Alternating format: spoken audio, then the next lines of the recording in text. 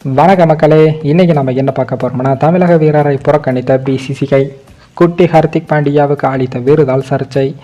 அதாவது ஐபிஎல் தொடரில் எமர்ஜென்சி வீரருக்கான விருதில் தமிழக வீரர் சாய் சுதர்சன் புறக்கணிக்கப்பட்டு இருப்பது ரசிகர்களிடையே பேசுபொருளாகி வருகிறது. ஐபிஎல் தொடரின் இறுதிப் போட்டியில் ஹைதராபாத் அணியை 8 விக்கெட்டுகள் வித்தியாசத்தில் வீழ்த்திய கேகேஆர் அணி சாம்பியன் பட்டத்தை வென்றிருக்கு. இதன் பின் ஐபிஎல் தொடரில் சிறப்பாக செயல்பட்ட வீரர்களுக்கு விருது வழங்கப்பட்டது.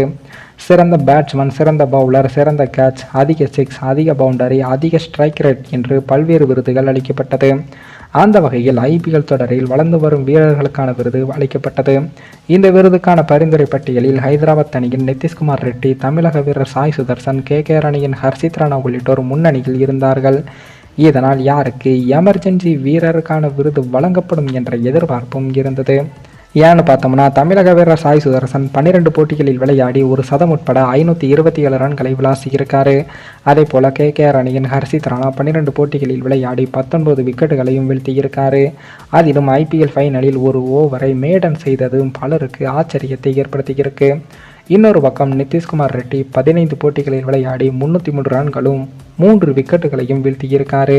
இந்த நிலையில் தான் எமர்ஜிங் வீரருக்கான விருது நிதிஷ்குமார் ரெட்டிக்கு வழங்கப்படுவதாக அறிவிக்கப்பட்டது. இது சென்னை சேப்பாக்கம் மைதான ரசிகர்களிடையே அதிர்ச்சியையும் ஏற்படுத்தியிருக்கு.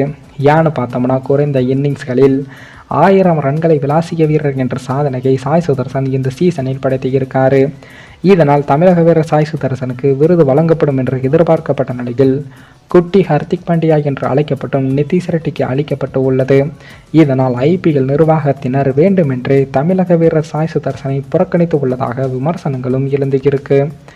மேலும் இந்த வீடியோ ஏதோ ஒரு விதத்தில் உங்களுக்கு பிடித்திருக்கும் என்று நினைக்கிறேன். நம்ம சேனலுக்கு புதிதாக வீடியோ பார்க்கிறீர்கள் என்றால் மறக்காமல் சப்ஸ்கிரைபர் செய்துவிட்டு பாருங்கள். இன்னொரு வீடியோவில் சந்திக்கும் வரை நான் உங்கள் தமிழ்.